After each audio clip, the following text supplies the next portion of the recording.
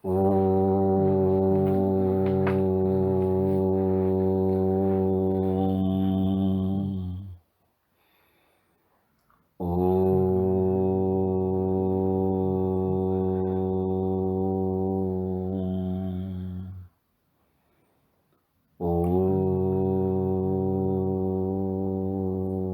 सहना ववतु सहनौ भुनक्तु सह वीर्यं करवावहै तेजस्विनावधीतमस्तु मा विद्विषावहै। ओम शांति शांति शांति। आइए, आज ये जो बृहद विमान शास्त्र के द्वितीय कक्षा में आपका स्वागत है। और इसमें हमने कल आपको जो पढ़ाया था उसमें बताया था महर्षि भरद्वाज जी मंगलाचरण करते हैं और मंगलाचरण यहाँ पर जो है परमात्मा को प्रणाम करके आगे वैमानिक प्रकरण को आगे बढ़ाते हैं। कल हमने बताया था कि ओम को विमान संज्ञा दी है। जैसे कि हम विमान पर चढ़ करके एक देश से दूसरे देश जाते हैं, एक स्थान से दूसरे स्थान जाते हैं, ऐसे ओम रूपी विमान पर चढ़ करके मुमुक्षु मोक्ष को प्राप्त करता है। ओम रूपी विमान पर चढ़ करके ईश्वर को प्राप्त करता है। ओम एक साधन है। इसीलिए यहाँ पर कहा है कि ओम रूपी विमान पर सवार होकर सभी जिस ब्रह्म को प्राप्त करते हैं, उस ब्रह्म को, परमानंद जो परमात्मा है, जो श्रुति रूपी मस्तक का जो विषय है ब्रह्म, उसको प्रणाम करके पूर्व आचार्य, इनसे पूर्व जो आचार्य हुए हैं, भरद्वाज से पूर्व जो आचार्य हुए हैं, जो 6 आचार्य हुए हैं। कितने आचार्य हुए हैं जी? 6 आचार्य हुए हैं। वह कौन कौन से याद किया आपने? नारायण, शौनक, गर्ग, वाचस्पति, चाक्रायणी और धुंडीनाथ। ये 6 आचार्य हुए हैं। और 6 आचार्यों के क्रम से 6 शास्त्र, उन्होंने 6 शास्त्र लिखा था। इनसे पहले, भरद्वाज जी से पहले, नारायण जी ने विमान चंद्रिका लिखा था, विमान चंद्रिका पुस्तक बनाया था। शौनक जी ने व्योमयान तंत्र बनाया था, पुस्तक लिखी थी उन्होंने, अर्थात शास्त्र उन्होंने बनाया था। गर्ग ऋषि ने यंत्रकल्प बनाया था। और वाचस्पति जी ने यान बिंदु बनाया था। और चाक्राई ने खेटयान प्रदीपिका। और धुंडीनाथ जो महर्षि थे, आचार्य थे, उन्होंने व्योम यानार्क प्रकाश, ये इन शास्त्रों को उन्होंने बनाया था। तो यहाँ पर यही कहा कि पूर्व जो आचार्य हैं, ये जो 6 आचार्य हैं, इनके द्वारा जो बनाए हुए जो शास्त्र है, इनको ऑब्जर्वेशन करके, अवलोक्य माने अच्छी तरीके से विचार करके और यथामति बुद्धि के अनुसार यथावत विचार करके सभी लोगों के उपकार के लिए और सभी लोगों के अनर्थ के विनाश के लिए, कोई भी उनको दुख न हो, कोई भी कष्ट न हो, तो उपकार के लिए सभी अनर्थ, सभी प्रकार के अनर्थ को विनाश करने वाले, जो सुख प्रदान करने वाले, ये जो 500 सूत्र से युक्त और 100 अधिकरण से युक्त और 8 अध्यायों वाला इस पुस्तक को, इस शास्त्र को, बृहद विमान शास्त्र को, माने यंत्र सर्वस्व को बनाया जा रहा है। उस यंत्र सर्वस्व में इस वैमानिक प्रकरण को कहा जा रहा है। समझ गए जी? और यहाँ कल मैंने जो कहा था कि इस पर मैं बताऊंगा, तो मैंने विचार किया, त्रयी हृदय संदोह, यहाँ पर जो है त्रयी हृदय संदोह, त्रयी विद्या, ऋक यजु साम, त्रयी विद्या इसको कहा। मतलब 4 वेद है ना जी, ऋग्वेद, सामवेद, यजुर्वेद, अथर्ववेद। तो इन 4 वेदों को त्रयी विद्या कहा जाता है। क्या कहा जाता है जी? त्रयी विद्या। माने चारों वेदों में 3 प्रकार के ही चीज है। एक कविता रूप में है, ऋक ऋक उसका नाम है जो कविता रूप में हो, पोयम के रूप में हो, समझ लीजिए। यत्र अर्थ वशेन पाद व्यवस्था, अर्थ को ध्यान में रख करके जहां पर पाद रुका जा रहा हो कि भाई ये पूरा अर्थ हो गया, ये पूरा अर्थ हो गया इत्यादि। और जहां पर कहानी के रूप में हो वो हो गया यजुर, और जहां पर गीत के रूप में हो गया साम। तो इसको त्रयी विद्या कहते हैं। तो ये त्रयी विद्या ये हृदय रूप है। क्या है जी? हृदय रूप है। तो त्रयी जो विद्या, जो हृदय रूप, त्रयी हृदय रूप जो समूह है, संदोह है, संदोह कहते हैं समूह को, ग्रुप को। और त्रयी विद्या जो ये ऋषियों ने जो दूहा, ऋषियों ने अग्नि, वायु, आदित्य, अंगिरा, इन्होंने जैसे कि मानो कि हम गाय के दूध को दूहते हैं, तो यहाँ पर अग्नि, वायु, आदित्य, अंगिरा 4 ऋषियों के द्वारा मानो कि ये त्रयी विद्या को दूहा गया। हाँ, तो ये दूहा हुआ, ये जो समूह त्रयी विद्या जो समूह है, इसका सार रूप ये वैमानिक प्रकरण है, उसका है ये यंत्र सर्वस्व है। तो ये सार रूप सुख प्रदान करने वाले 500 सूत्रों से युक्त और 100 अधिकरण तथा 8 अध्यायों से युक्त अति गूढ़ जो मनोहर मनुष्य को सुख प्रदान करने वाला ये जो वैमानिक प्रकरण है, इसको इस यंत्र सर्वस्व में कहा जाता है। तो यहाँ पर ये स्पष्ट नहीं हुआ था, तो कल मैं आपको बताऊंगा। तो त्रयी हृदय संदोह का मतलब हुआ त्रयी जो हृदय रूप जो समूह है, जो दूहा हुआ, अग्नि, वायु, आदित्य के द्वारा जो दूहा हुआ ये जो समूह है, जो विद्या, उनका जो सार रूप है, ये उनका ये वैमानिक सार रूप है, एसेंस है। समझ गए जी? अब उसके आगे अब चलते हैं। अब उसके आगे जो है विमान है। तो अब विमान शब्द के अर्थ पर विचार किया जा रहा है कि विमान कहते किसे हैं। तो इसके लिए पहला सूत्र जो है महर्षि भरद्वाज जी लिखते हैं, बोलिए। वेग साम्यात विमानोंडजानाम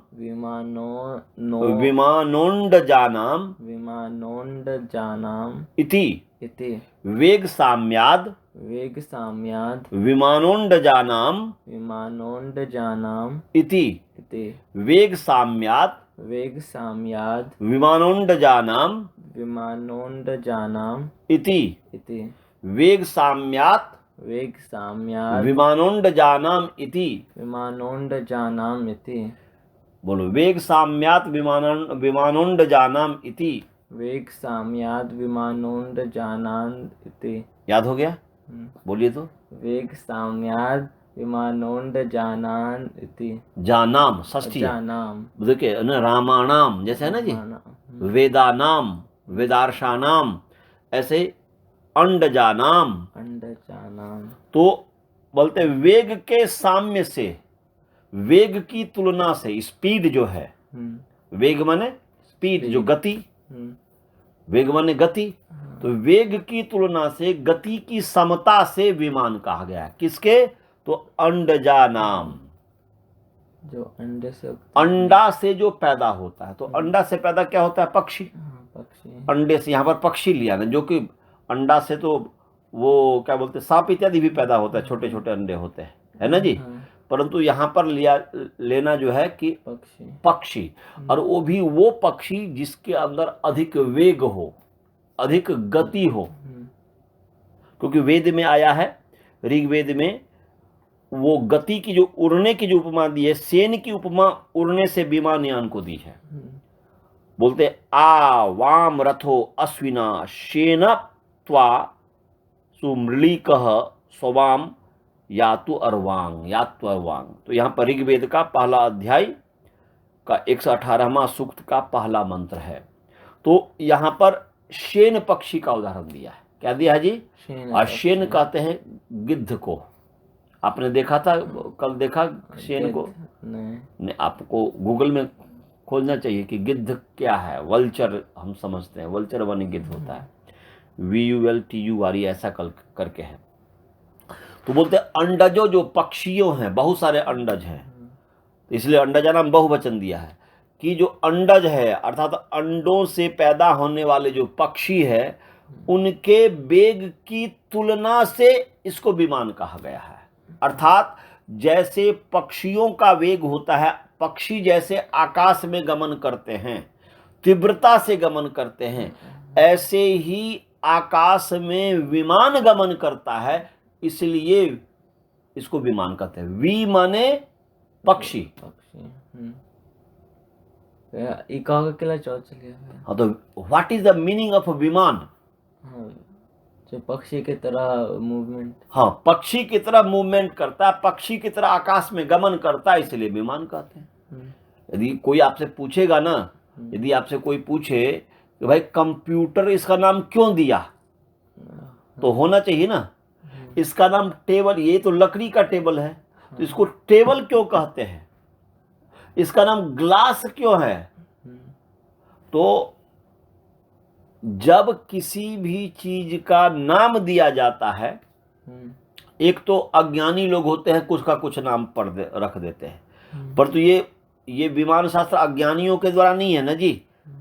कोई भी एक ज्ञानी व्यक्ति किसी भी वस्तु का नाम रखता है तो उसके बुद्धि में कुछ ना कुछ होता है।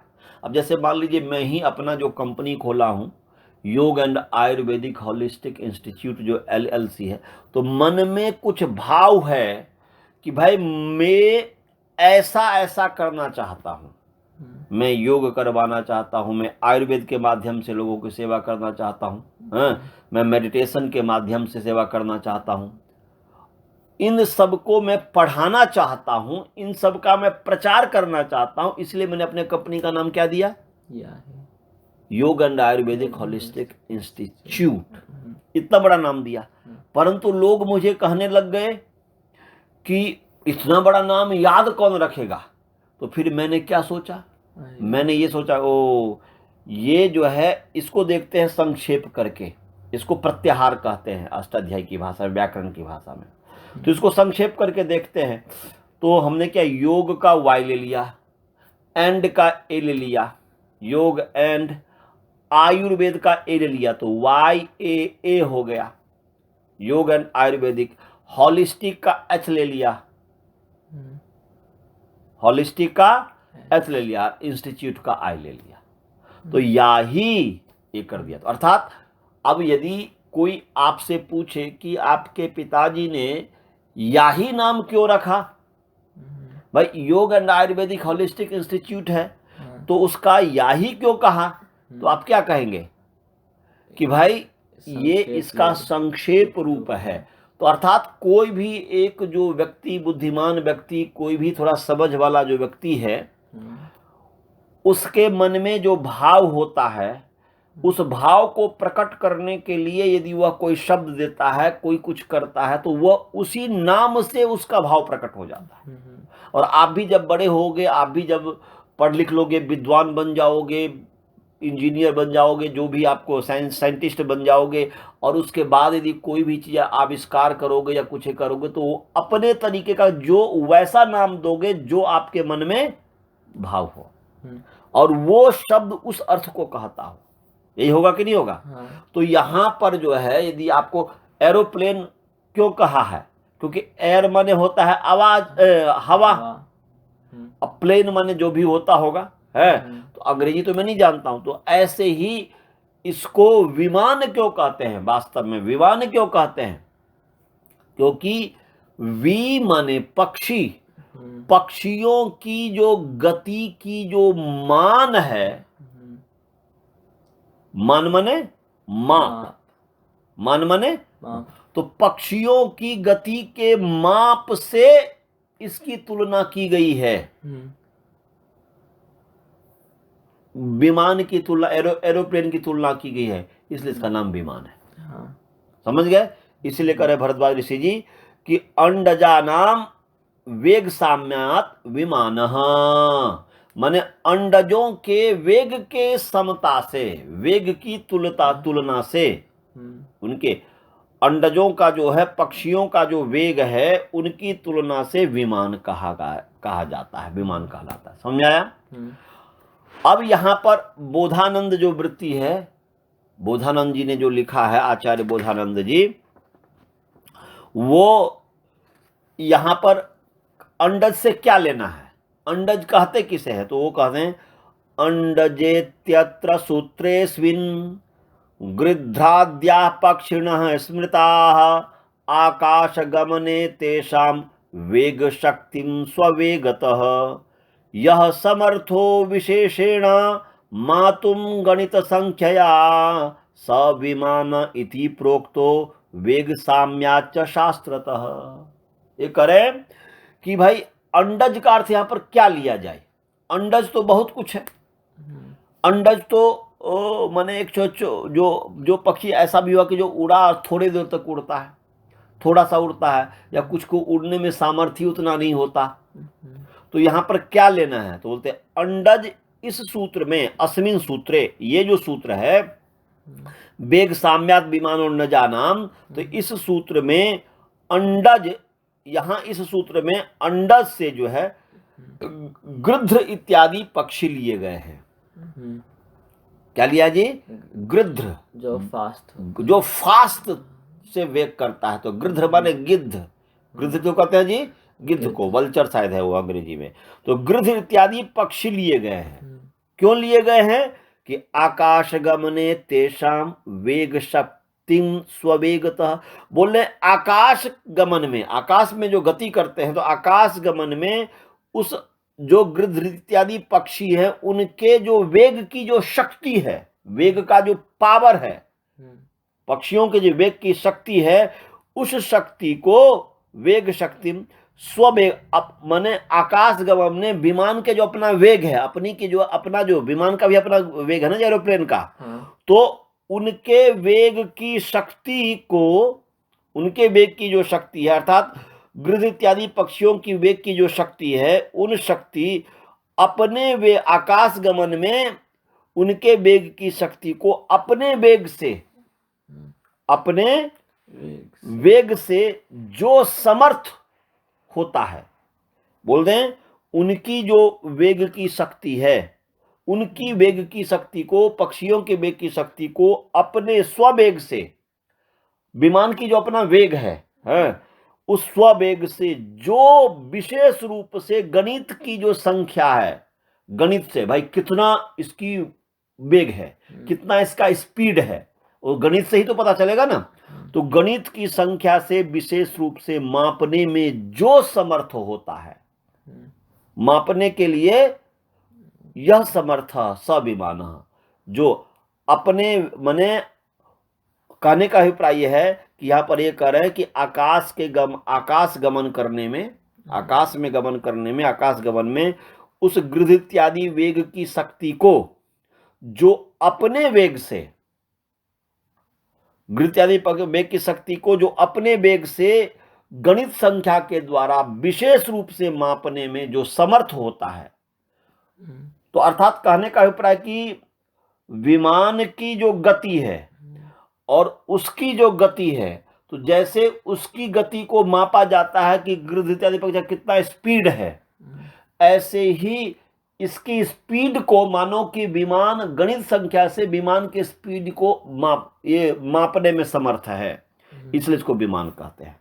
समझ गए जी। तो बोलते अपने वेग से आकाश के गमन में उन गृध्र इत्यादि पक्षियों के वेग की शक्ति को अपने वेग से जो विशेष रूप से मापने, गणित संख्या के द्वारा, गणित कैलकुलेशन करके जो मापने में समर्थ है, जो समर्थ है, अर्थात विमान समर्थ है अपने, मानो कि विमान खुद को माप रहा है, खुद की गति को माप रहा है, किससे, खुद की स्पीड को किससे माप रहा है, गृध्र इत्यादि पक्षियों के स्पीड से।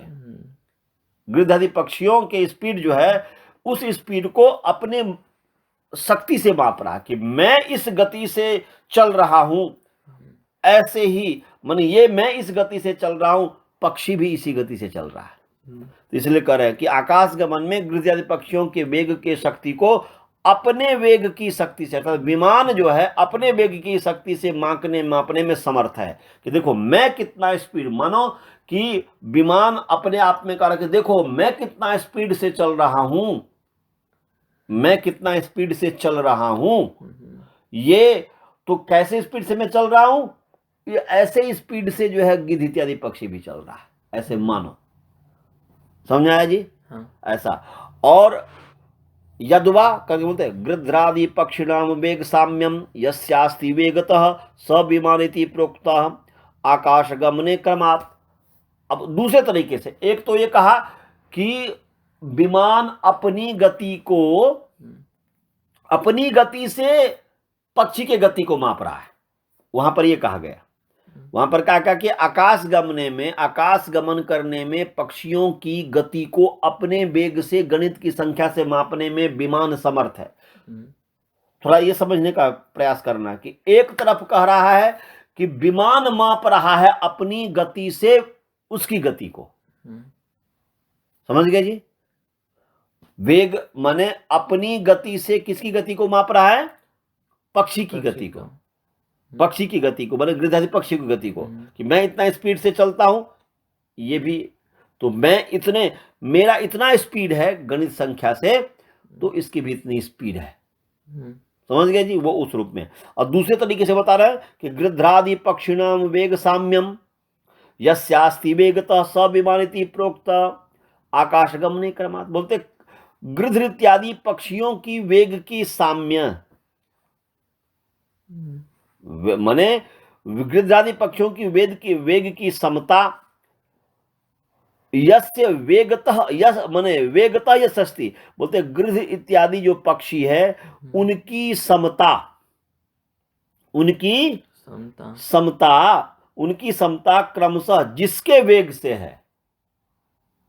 बोल रहे हैं गृध्र इत्यादि पक्षियों की वेग की समता जिसके वेग से है। किसके वेग से है? माने विमान के वेग से है। तो गृध्र पक्षियों की समता विमान के वेग से गृध्र पक्षियों की समता, दोनों की तुलना, गृध्र इत्यादि पक्षियों की और विमान की वेग की दोनों की तुलना की जा रही है। इसलिए बोल रहे हैं कि आकाश के गमन करने में क्रम से गृध्र इत्यादि पक्षियों की समता, वेग की समता जिसके वेग से है, माने विमान के वेग से गृध्रादि पक्षियों की समता है। अर्थात जैसे गृध्र की पक्षियों की गति है वैसे ही विमान की भी गति है, इसलिए इसको विमान कहा गया। उसका उल्टा हो गया, वहां पर अपने वेग को उसके वेग से माप रहा था। बोल रहे कि अपने वेग से दूसरे की गति को माप रहा था। वहां पर बोलते अपने स्ववेग था, अपने वेग से गृध्रादि पक्षियों की वेग को मापने में समर्थ है। वहां पर अपने वेग से उसको माप रहा है। और इधर में क्या कर रहा है? उनके वेग की समता से अपनी वेग की समता को कर रहा है, कि जैसे उसका वेग है वैसे हमारा वेग है, इसलिए विमान है। ठीक है, समझ गया जी? और उसके पश्चात चौथे श्लोक में यहां पर क्या कर रहे हैं? बोलते विशोपमानम गमने, ये लल्ल विमानार्थ विनिर्णय में एक है, उसमें लल्ल जो है एक पुस्तक उन्होंने लिखा है विमानार्थ निर्णय में, तो उसमें लल्ल नाम के जो आचार्य हुए हैं वो लिखते हैं, क्या लिखते हैं? विशोपमानम गमने येषामस्ति खमंडले ते विमाना इति प्रोक्ता यान शास्त्र विशारदैहि। बोल रहे हैं कि यान शास्त्र को जानने वाले जो है, यान शास्त्र को जो जानने वाले हैं, विमान शास्त्र को जो जानने वाले हैं, उसमें जो विशारद है, उसमें जो एक्सपर्ट है, वो विमान इसको क्यों कहते हैं? विमान को विमान क्यों कहते हैं? तो बोलते हैं विशोपमानम गमने ये सामस्ति, इस खमंडले आकाश मंडल में जिनके गमन में पक्षी की उपमा दी जाती है। किसकी उपमा दी जाती है जी? पक्षी। माने वो कह रहे हैं विमानार्थ निर्णय में लल्ल आचार्य जी कहते हैं कि खमंडले माने आकाश गमन में, माने आकाश मंडल में गमन करने में क्या है? विशोपमानम, पक्षियों के साथ उपमा दी जाती है, पक्षियों के साथ उपमा तुल्यता की जाती है, तुल्यता होती है। तो जिनकी तुलता होती है वे विमान कहलाते हैं। अर्थात पक्षियों के साथ, कहने का अभिप्राय है कि पक्षियों के साथ तुलना किया गया, इसलिए इसको विमान कहा गया। और नारायण भी कह रहे हैं, नारायण जो आचार्य हैं वो भी क्या कर रहे हैं, पृथिव्यप स्वंतरिक्षेषु खवत वेगतः स्वयं या समर्थो भवेत गंतुम सविमान स्मृतः इत्यादि बोल रहे हैं।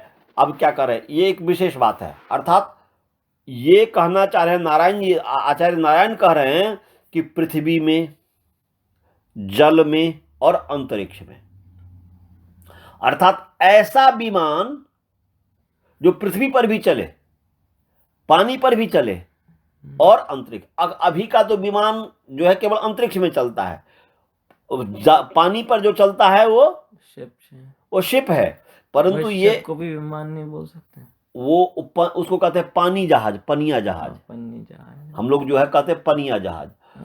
तो वो, परंतु वो तो अलग हो गया, शिप वाला जो है, पानी वाला जो है वो उड़ता नहीं है, शिप वाला जो है उड़ता नहीं है, परंतु ये कह रहे हैं कि ऐसा विमान जो पृथ्वी पर भी चले, आकाश पर भी चले, आकाश में भी चले और पानी में भी चले, ऐसा संभव हो सकता है कि नहीं हो सकता है? अभी नहीं, पर तो हो सकता है। जैसे कि पहले बस जो है, एक ऐसे बस का आविष्कार हुआ है कि जो पहले तो केवल जमीन पर चलता था, परंतु अब समुद्र में भी चलता है, पानी में भी चलता है। आपने देखा है उसका? बॉम्बे में जो है कि बॉम्बे में आ गया हुआ है वो, आप यूट्यूब में देखना कि ऐसा बस जो कि पानी में भी चलता हो और जमीन पर भी चलता हो, समझे जी? तो वो अभी जैसे कि पानी में और जमीन पर चलने वाले बस का आविष्कार हो गया है, यहां पर कह रहे हैं कि ऐसे यान बनाओ, विमान बनाओ जो पानी पर भी चले, आकाश में भी चले और पृथ्वी पर भी चले। तो ये बोलते हैं पृथिव्यप स्वंतरिक्षेषु खवत वेगतः स्वयं या समर्थ होवेत गंतुम सब विमान स्मृतः। विमान किसको कहते हैं? बोलते पृथ्वी में, अंत पृथ्वी के ऊपर, जल में और अंतरिक्ष में। खवत माने ख कहते हैं पक्षी को, पक्षी के समान वेग से, स्वयं के वेग से जो चलने में समर्थ है, माने स्ववेगता, स्वयं माने खुद के वेग से, स्वयं का मतलब है यंत्र आदि इत्यादि के द्वारा, माने स्वयं माने खुद, अर्थात यंत्र इत्यादि के द्वारा स्वयं को जो है चलने में जो समर्थ है, पृथ्वी पर भी चलने में समर्थ है, पानी में भी चलने में समर्थ है और अंतरिक्ष में भी जो चलने में समर्थ है, उसको विमान कहते हैं। फिर जो एयरप्लेन पानी में नहीं जा सकता वो विमान नहीं है? वो भी विमान है, वो भी विमान है, वो भी विमान है। परंतु ये कहना चाह रहे हैं कि पृथ्वी पर भी जो चले, पानी में भी चले और जो अंतरिक्ष में भी चले, चलने में जो समर्थ हो यंत्र इत्यादि के द्वारा, वह जो है विमान कहलाता है। तो एक विशेष आ गया ना कि भविष्य में ये नहीं होना चाहिए कि किसी ने आविष्कार कर दिया कि देखो ऐसे विमान का आविष्कार कर दिया जो पृथ्वी पर भी चल रहा है, अंतरिक्ष में भी चल रहा है, पानी में भी चल रहा है, तो ये वेद में नहीं लिखा है, ये नहीं, ये पहले ही यहां पर बता दिया। और ये हो सकता है, ये संभव हो सकता है। और शंख नामक जो आचार्य क्या लिखते हैं, बोलते स्थानात स्थानांतरम गंतुम यह समर्थ खमंडले सविमान इति प्रोक्तो यान शास्त्र विशारदैहि। बोल रहे हैं यान शास्त्र के जो विशारद हैं, यान शास्त्र को, गाड़ी यान कहते हैं गाड़ी को, गाड़ी इत्यादि जो भी गति वाला है, उन शास्त्र में जो महारथी है, उसमें जो एक्सपर्ट हैं, वो किसको विमान कहते हैं? तो बोलते स्थानात स्थानांतरम गंतुम, एक स्थान से दूसरे स्थान जाने में जो समर्थ हो उसको विमान कहते हैं। एक स्थान से दूसरे स्थान में जो आकाश खमंडले, एक स्थान से दूसरे में तो बस भी जाने में भी समर्थ है, उसको विमान नहीं कहेंगे। खमंडले, आकाश मंडल में जो जाने में समर्थ हो उसको कहते हैं विमान। समझ गए जी? और विश्वंभर आचार्य जी क्या कहते हैं? विश्वंभर आचार्य जी कहते हैं देशात देशांतरम तद्वत् द्वीपात द्वीपांतरम तथा लोकाल लोकांतरम चापि योम्बरे गंतुमर्हति स विमान इति प्रोक्तः खेट शास्त्र विदाम्बरैहि। बोल रहे हैं कि एक देश से दूसरे देश जाने में, एक देश से दूसरे देश जाने में जो समर्थ होता है, गंतुमर्ति माने देश देशांतरम गंतुम यो अंबरे गंतुमर्ति, बोल रहे हैं कि जो अंबरे माने आकाश में, जो आकाश में एक देश से दूसरे देश जाने में समर्थ होता है। तद्वत वैसे ही द्वीपात द्वीपांतरम, वैसे ही एक द्वीप से आइलैंड से दूसरे आइलैंड में जाने में समर्थ होता है। तथा लोकात लोकांतरम, एक लोक से दूसरे लोक जाने में जो समर्थ होता है, जो आकाश में गंतुमर्हति, जो जाने में समर्थ होता है, हो सकता है, अर्हति माने हो सकता है, जाने में सविमानिति प्रोक्तः, उसको विमान कहा है। कौन? खेट शास्त्र विदान, माने खेट शास्त्र को जानने वालों में जो सबसे श्रेष्ठ है। खेट माने विमान शास्त्र, खेट माने खे माने विमान मन आकाश में गमन करने वाले जो शास्त्र को जानने वाला है। तो खेट शास्त्र जो विशारद है, यान शास्त्र जो विशारद है, विद्वान है, उस खेट शास्त्र को जानने वालों में जो सबसे श्रेष्ठ है, उनके द्वारा उसको विमान कहा गया। अर्थात विमान का मतलब आपको समझ में आ गया? हाँ। किसी भी तरीके से आप कह सकते हो, पक्षियों के सामने से है, और मानो विमान अपने आप को कह रहा है कि मेरे गति से, मैं अपने गति से उसके पक्षी के गृहधारी पक्षी गति को माप रहा हूं, इसलिए मैं विमान हूं।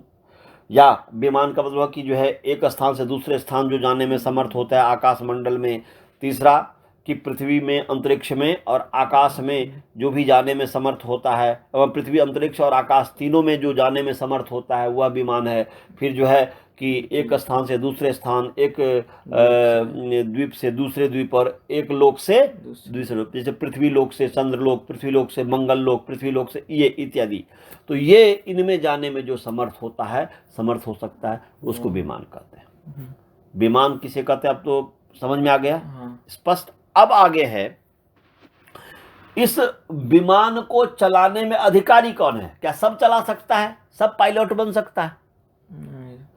तो उसके लिए करे एवं विमान शब्दार्थम उक्त्वा शास्त्रानुसारतः अथ इदानीम अथेदानीम तद रहस्य विचारः सप्रकीर्त्यते।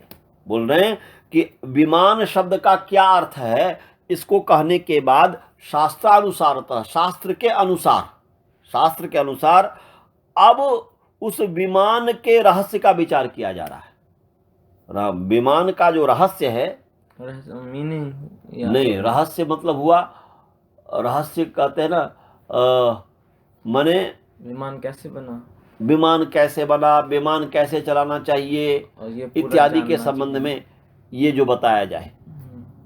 जैसे रहस्य कहते हैं एकांत में जो कुछ भी होता है, जो गुप्त है, बोलते ये रहस्य की चीज है, ये सब नहीं जान सकता। जो रहस्य वाली जो चीज होती है, विमान कैसे वर्क करता है, विमान कैसे वर्क करता है, विमान को कौन चला सकता है, इत्यादि इत्यादि। विशेष रूप से विमान के चलाने में समर्थ कौन है, चलाने में, बनाने में, इत्यादि इत्यादि। तो वो रहस्य हो गया। रहस्य कहते एकांत में जो होना है, अर्थात जो गुप्त है, जो विद्या ऐसी है जो सब नहीं जान सकता, जिसको सब नहीं जान सकता, वो रहस्य हो जाएगा, है ना जी। और कल में और अच्छा से रहस्य का अर्थ आपने पूछा है ना, तो मैं रहस्य का और भी मैं डिक्शनरी में देख करके मैं बता दूंगा। परंतु यही कि रहस्य बने एकांत, और रहस्य वो चीज है जो गुप्त बातें हो, जो सब नहीं जान सकता, उसको कहेंगे। तो अब जो है अधिकारी कौन है, इस विमान का अधिकारी कौन है, विमान को चलाने में अधिकारी कौन है? तो बोलते हैं रहस्यज्ञ, जो रहस्य को जानने वाला है। इसलिए दूसरा सूत्र है, बोलो, रहस्यज्ञाधिकारी, रहस्यज्ञाधिकारी, रहस्यज्ञाधिकारी,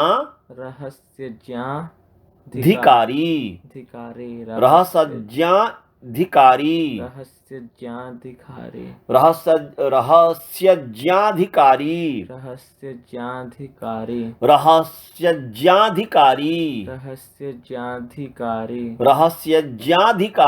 रहस्यज्ञाधिकारी,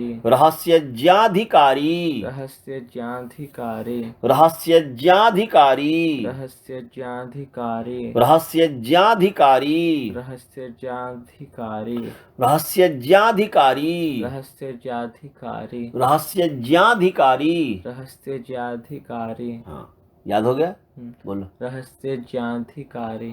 अधिकारी कौन होगा? जो रहस्य, रहस्यम जानाति यह स रहस्यज्ञ, माने रहस्य को जो जानने वाला है, उस गुप्त बातों को जो जानने वाला है, विमान संबंधी गुप्त बातों को जो जानने वाला है, वही इसको चलाने का अधिकारी है, सब नहीं। अब जैसे माने मैं थोड़े चला सकता, आप थोड़े चला सकते हैं, अभी उसके रहस्य को जानेंगे तभी हम चला सकते हैं। कैसे इसको उड़ाना है, कैसे उसको नीचे लाना है, कैसे यदि कभी कुछ आ जाए, कोई ऊपर आकाश में कोई आपत्ति आ जाए तो उसको कैसे नियंत्रण करना है, स्तंभन करना है, कैसे कंट्रोल करना है, कैसे बारिश इत्यादि हो जाए तो उसको कैसे हमें पूरब ले जाना है, कैसे पश्चिम ले जाना है, कैसे पीछे, माने सब कुछ कैसे उसको। कुछ ऐसे विमान होते हैं, माने ऐसा होता है कि वो ऊपर ही पलटी मारना होता है, कुछ होता है ना जो सैनिकों का जो तो विमान, वैसे माने इस सब को जो व्यक्ति नहीं जानेगा, यदि किसी व्यक्ति ने जो है आक्रमण किया तो उससे कैसे अपने आप को बचाना है, पीछे बताया था ना मैं थोड़ा सा भूमिका में, कि कुछ ऐसे है कि कुछ ऐसे चीज कर देगा, हाँ, कि उसके अंदर होगा कि वो जैसे मान लीजिए कि आग लगने वाली बात होगी या कुछ ऐसा होगा, तो वो उस तरीके का कि कृत्रिम वर्षा हो जाएगा उसके ऊपर जो है और आग बुझ जाएगी, या कुछ ऐसा कि दूसरे व्यक्ति, अब वो है कि जहां पर हमें विमान को उतारना है, विमान को जो उतारना है, अब किसी ने उसमें बम डाल दिया हो, नीचे बम डाल दिया हो, वहां पर जाते ही भार होते फट जाएगा, तो वो ऐसे चीज होते हैं कि विमान में ऐसे ऐसे चीज इसमें बताया गया विमान शास्त्र में कि वो ऐसे होना चाहिए कि वो भीतर तक देखने वाला हो, तो कहीं पर कुछ ऐसा तो है नहीं जहां पर हम उतार सके, इत्यादि इत्यादि। तो बोलते हैं रहस्यज्ञाधिकारी, माने रहस्यज्ञ, माने रहस्य को जो जानने वाला है व्यक्ति है, वही इस विमान को चलाने में समर्थ है। समझ गया जी? तो अब बोधानंद वृत्ति में क्या लिखा है, बोधानंद जी क्या लिखते हैं, बोलते हैं वैमानिक रहस्यानि यानी प्रोक्तानि शास्त्रतः द्वात्रिंशदिति तान्येव यान यंत्रित्व कर्मणि। बोल रहे हैं, फिर बोलते साधकानि भवन्तीति यदुक्तम ज्ञानिभिः पुरा तत्सूत्रस्यादिम पदात् सूचितम भवति स्फुटम। बोल रहे हैं कि रहस्यज्ञाधिकारी में दो पद हैं, एक रहस्यज्ञ पद है और दूसरा अधिकारी पद है। तो रहस्यज्ञ के माध्यम से क्या कहना चाह रहा है, रहस्यज्ञ का मतलब क्या, वो बोल रहे हैं कि शास्त्र में, शास्त्र के द्वारा या शास्त्र से वैमानिक रहस्य, जो वैमानिक रहस्य कहे गए हैं वो 32 है। कितने हैं जी? 32। माने वैमानिक रहस्य 32 हैं, 32 है। वो क्या, यान यंत्रित्व कर्मणि, यान को चलाने रूपी कर्म में, यान को चलाने रूपी कर्म में जो वैमानिक रहस्य शास्त्र में कहे गए हैं वो 32 है। बोलते हैं वैमानिक रहस्यानि यानी प्रोक्तानि शास्त्र, शास्त्र के द्वारा जो वैमानिक रहस्य कहे गए हैं वह 32 है। कितने हैं जी? 63 माने 30, द्वा माने 2, तो 30 + 2 32, तो 32 हैं। तानी एवं वे ही यान यंत्रित्व कर्मणि साधकानी, वे ही विमान चलाने रूपी कर्म में साधक है, अर्थात उसको जाने बिना नहीं हम चला सकते। तो साधकानि भवन्ति यदुक्तम ज्ञानी भी पुरा, ज्ञानियों के द्वारा पूरा काल में जो साधक कहे गए हैं कि होते हैं ये, वही सूत्र माने इस रहस्यज्ञाधिकारी में रहस्यज्ञ के द्वारा ये बात बताया गया, स्फुट होता है। अर्थात एक यान यंत्र चालक को, अर्थात विमान यंत्र चालक को इस 32 रहस्य को जानना बहुत जरूरी है। कहां से आगे बताएंगे ना, पहले देखो समझ में आया कि नहीं। तो ये रहस्य शब्द से बने स्फुट होता है, यह प्रकाशित होता है। बोलते हैं एत, आगे कर रहे हैं, एतद रहस्य विज्ञानम विदितम येन शास्त्रतः द्वितीय पदतः प्रोक्तम सोधिकारी भवेदिति। बोलते हैं एतद रहस्य विज्ञानम, ये जो रहस्य विज्ञान है, ये जो रहस्य का जो विज्ञान है, जी जी येन जिसके द्वारा माने शास्त्रतः शास्त्रानुसार जिसके द्वारा इस रहस्य विज्ञान को जाना जाता है, जिसके द्वारा जाना जाता है वह अधिकारी पद के द्वारा बताया गया कि अधिकारी अर्थात उस जिसके द्वारा ये रहस्य 32 रहस्य को जो जाना जाएगा वही अधिकारी हो सकता है चलाने में, नहीं तो दूसरा नहीं हो सकता। इसलिए बोलते हैं द्वितीय पद के द्वारा ये बताएगा एतेन यान यंत्रित्वे रहस्य ज्ञानमंतरा सूत्रे सिद्धि सूत्रेधिकार संसिद्धिर नेति सम्यक बोलते सम्यक विनिर्णितम। बोलते हैं एतेन, इससे क्या पता चला, एतेन माने इससे क्या पता चला, बोलते हैं इससे क्या हुआ कि यान के चलाने में, यान यंत्रित्वे, यान के चलाने में रहस्य ज्ञान के बिना अधिकार की सिद्धि नहीं होती है। रहस्य ज्ञान के बिना उसके पास वह अधिकार आ ही नहीं सकता। हाँ, ये सूत्र में सम्यक रूप से वर्णन किया गया। इस सूत्र में जो है रहस्य ज्ञाधिकारी जो सूत्र है इसमें अच्छी तरीके से वर्णन किया गया कि बिना विदाउट रहस्य नॉलेज, बिना रहस्य को जाने कोई व्यक्ति अधिकारी नहीं हो सकता चलाने। समझ गया जी। आगे 5वें श्लोक में क्या करें, बोलते विमान रचने, उसी को और को खोल रहे हैं। देखो विमान रचने अर्थात विमान के बनाने में, विमान को क्रिएट करने में, बनाने में। तो विमान रचने, व्योमारोहणे आकाश में चलाने, आरोहण माने चढ़ने में, माने विमान को कैसे आकाश में चढ़ाएगा, जैसे हम आरोहण करते हैं चढ़ते हैं, ऐसे विमान चढ़ेगा कैसे आकाश में। तो बोलते विमान रचने, विमान के रचने में, बनाने में, विमान के चढ़ने में, आकाश में चलने में, चालने चलाने में, चलाने तथा स्तंभे और स्तंभ करने में, नियंत्रण करने में। स्तंभ माने रोकना कहते हैं, कैसे रोकना है, स्तंभे अगमने फिर गमन करने में। समझ गए। चित्र गति वेगादि विनिर्णय, और चित्र गति कुछ ऐसे गति जो विचित्र प्रकार की गति हो, अद्भुत आश्चर्यजनक गति, और वेग, उसके वेग इत्यादि का जो निर्णय, कितने वेग से हमें चलाना है, कितने स्पीड से, कहां पर कितने स्पीड से चलाया जाएगा, तो उस वेग आदि के निर्णय में वैमानिक रहस्यार्थ ज्ञान साधन मंतरा यतोधिकार सिद्धि संसिद्धि नेति सूत्रेण वर्णितम। इस सूत्र के द्वारा रहस्याधिकारी जो सूत्र है इसके द्वारा बताया गया, क्या बताया गया कि विमान के रचने में, व्योम के आरोहण करने में, व्योम में चलने में, व्योम में चढ़ने में, चलाने में तथा नियंत्रण करने में, फिर गति करने में, और एक विचित्र प्रकार की गति और वेग इत्यादि के निर्णय में। और वैमानिक रहस्य को जाने बिना, जब तक वैमानिक रहस्य को नहीं जानेगा तब तक विमान को रच भी नहीं सकता, विमान को आकाश में चढ़ा भी नहीं सकता, विमान को चला भी नहीं सकता, विमान को नियंत्रण कर भी नहीं सकता, विमान में गति दे भी नहीं सकता, विमान में एक विचित्र प्रकार की गति नहीं दे सकता, और विमान के कितनी गति देनी है, कितनी स्पीड होनी चाहिए इत्यादि इत्यादि, इसका निर्णय करने में समर्थ नहीं हो सकता इस वैमानिक रहस्य ज्ञान के बिना।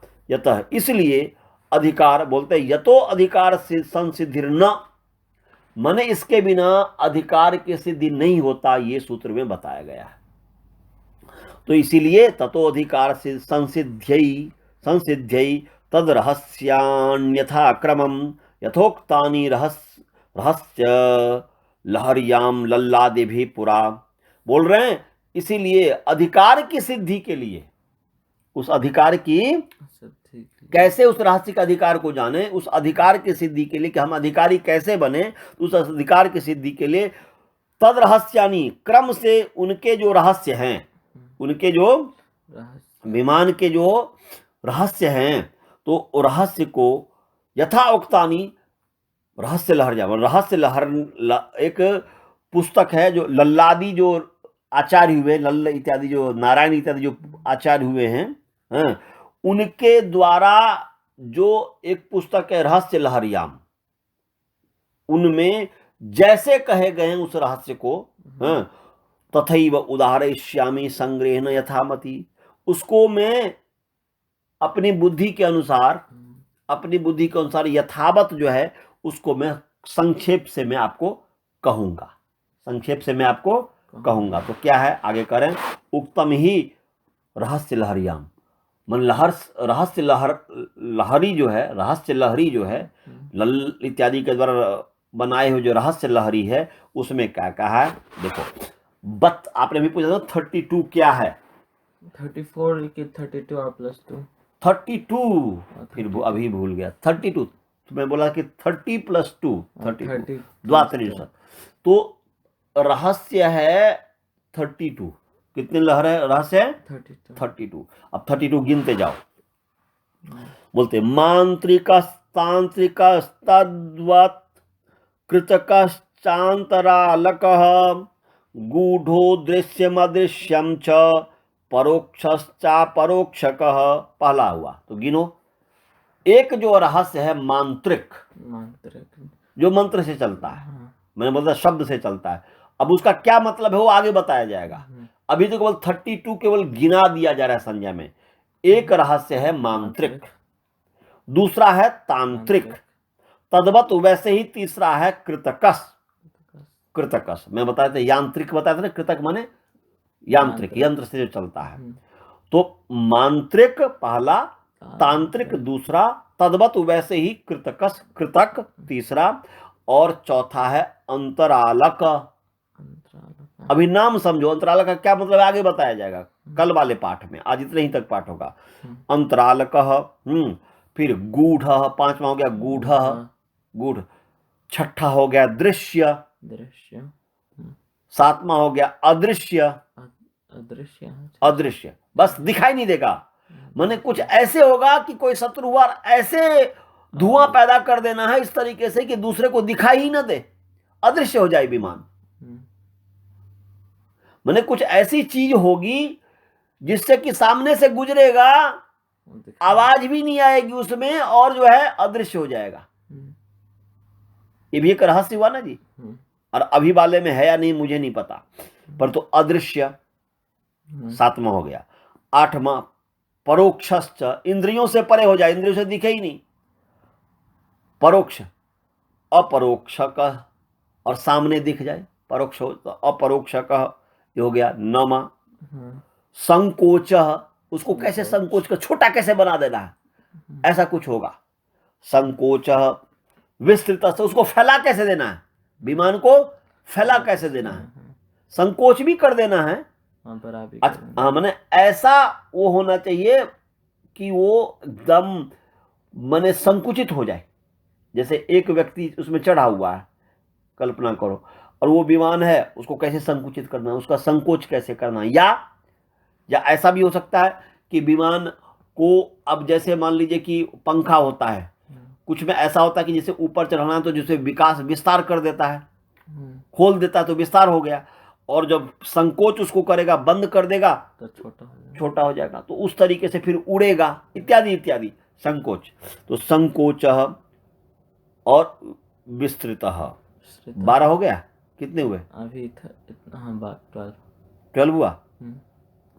फिर विरूपकरण, विभिन्न प्रकार के जो रूप है, विरूपकरण, इसका मतलब आगे बताया जाएगा। ये हो गया 13वां। फिर रूपांतर, हाँ, फिर स्वरूप, ज्योतिर्भाव, तमोमय, प्रलय, जैसे कि बने प्रनाशी हो गया, इस तरीके से प्रलय,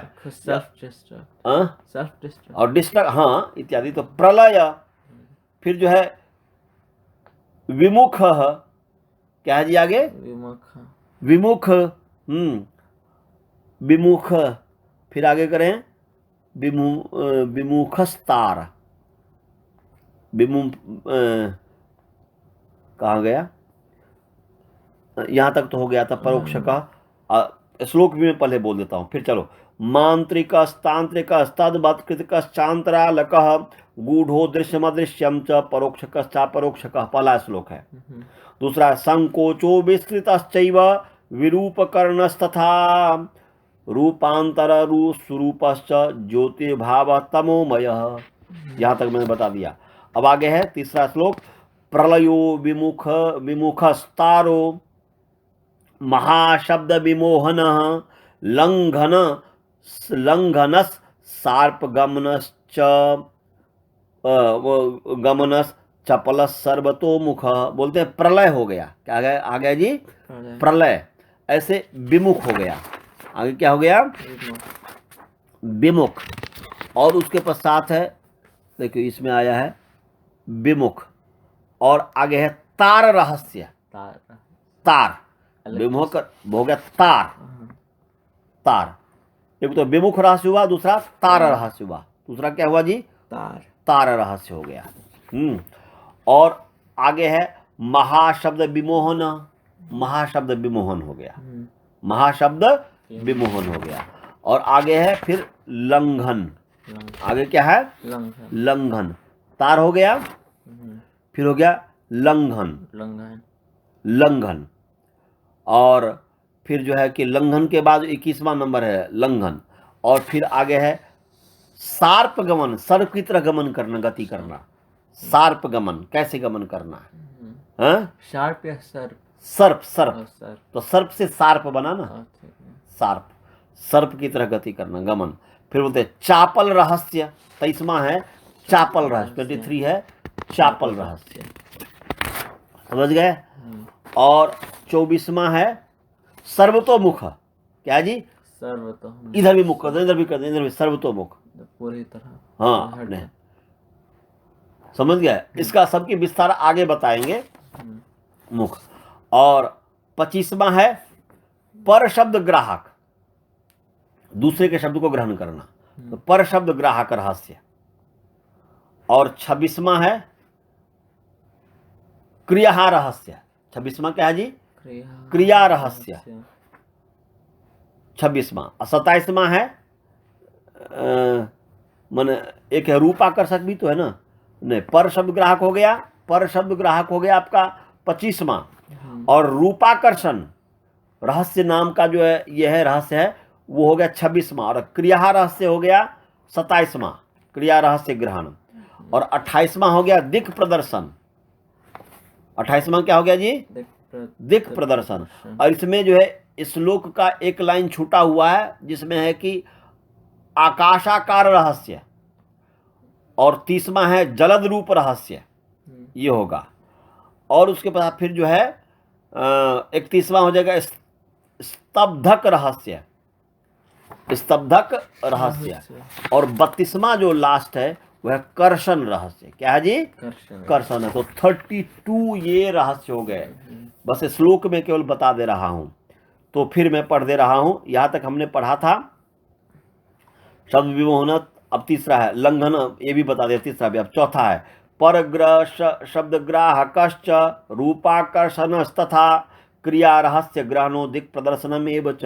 पर शब्द ग्राहक हो गया, रूपाकर्षण हो गया, क्रिया रहस्य ग्रहण हो गया, दिक् प्रदर्शन हो गया। और इसमें दो आकाशाकार रहस्य और जलद रहस्य दो छूटा हुआ है, जो इन्होंने किसी अन्य स्थान से लिया है। और आगे करें स्तब्धक कर्षणश्चेति रहस्यानि यथा क्रमम। ये स्तब्धक और कर्षण ये यथा रहस्य जो है एतानि द्वात्रिंशद रहस्यानि गुरुर्मुखात्। ये जो गुरु के जो मुख से ये क्रम से इन रहस्यों को जानना चाहिए। और बोलते विज्ञाय विधिवत सर्वम। गुरु के मुख से ये जान करके पश्चात कार्यम समाभरित, उसके बाद ही कार्य को आरंभ करें, उसके बाद ही जो है चलाना शुरू करें। जब तक इस 32 रहस्य को नहीं जानेंगे तब तक विमान को नहीं चला सकते, नहीं चलाना चाहिए। बोलते एतद रहस्यानुभवो यस्यास्ति गुरु बोधन। बोलते हैं गुरु का जो बोधन है, गुरु का जो गुरु से जो सीखा हुआ यह जो रहस्य का अनुभव है जिसके पास है, स एव व्योमयानाधिकारी, वही व्योमयान का अधिकारी है। वही व्योमयान का आकाश गमन करने वाले जो यान है, आकाश में गमन करने वाला जो यान है उसको चलाने में अधिकारी है। नेतरे जना श्याम नेतरे जना, दूसरा अधिकारी नहीं है। तो सैव व्योमयानाधिकारी श्याम नेतरे जना एतेषां सिद्ध नाथोक्त रहस्यार्थ विवेचनम संग्रहेण प्रवक्ष्यामि रहस्य ज्ञान सिद्धये। बोलते हैं ये जो 32 प्रकार के ये जो 32 प्रकार के जो रहस्य हैं, इनका सिद्धनाथ जो आचार्य के द्वारा इस रहस्यार्थ का जो विवेचन किया गया है, उसको संक्षेप से मैं कहूँगा इस रहस्य ज्ञान की सिद्धि के लिए। मैंने सिद्धनाथ के जो आचार्य हैं वो 32 इनमें बताए हैं। तो अगले कल का जो पाठ होगा, कल के पाठ में हम आपको ये 32 में जितना हो जाएगा, 32 होगा तो 32 में जितना हो जाएगा हम आपको बताएंगे। समझ गए जी? तो इसको आप पढ़ भी लीजिएगा। देखिए, आप हिंदी में भी थोड़ा थोड़ा दिया हुआ है, और आप पढ़ेंगे तो आपको समझ में आएगा। हाँ? और श्लोक को भी यदि बार बार रिपीट करेंगे तो ठीक है, नहीं तो मस्तिष्क में तो एक बार तो आ ही जाएगा। हाँ? कोई शंका नहीं। तो आज क्या क्या आपको हमने पढ़ाया?